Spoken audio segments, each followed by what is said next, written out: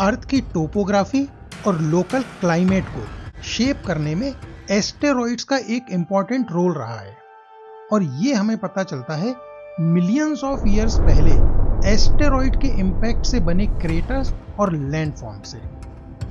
Asteroids basically बड़े बड़े rocks होते हैं जो मोस्टली मार्स और जुपिटर के बीच में एस्टेरॉइड बेल्ट में मिलते हैं और कभी कभी ये अपनी ऑर्बिट से हटकर अर्थ की तरफ आ जाते हैं। वैसे तो मोस्ट ऑफ दीज एस्टेरॉइड अर्थ के एटमॉस्फेयर में आते ही जलकर खत्म हो जाते हैं, लेकिन कुछ अर्थ के सरफेस तक पहुंच जाते हैं और अर्थ से टकरा जाते हैं।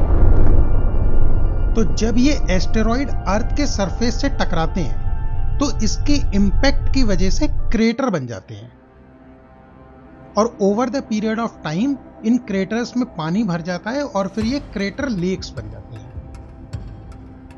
अच्छा, छोटे इंपैक्ट से सिंपल क्रेटर्स बनते हैं।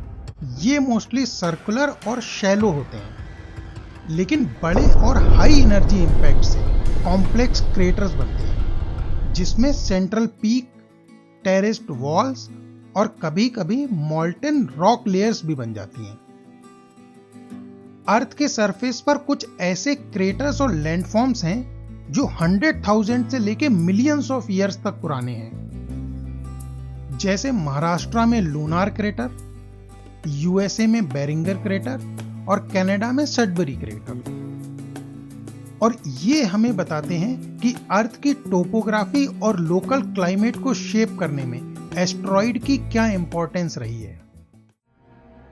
एस्टेरॉइड सिर्फ क्रेटर और लेक्स नहीं बनाते, कुछ इंपैक्ट्स इतने मैसिव थे कि उन्होंने कई एनिमल स्पीसीज को एक्सटिंक्ट कर दिया।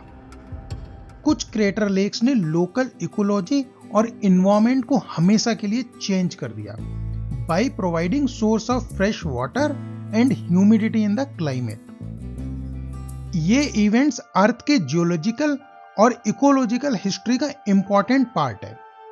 ये बताता है कि कॉस्मिक फोर्सेस का अर्थ पर क्या इन्फ्लुएंस रहा है। तो हमने देखा कि एस्टेरॉइड सिर्फ रॉक्स नहीं है जो स्पेस में घूमते रहते हैं, इनका अर्थ के लैंडफॉर्म्स और लेक फॉर्मेशन में भी रोल रहा है और कभी कभी मैसिव इंपैक्ट्स ने कई एनिमल स्पीसीज को भी एक्सटिंक्ट किया है।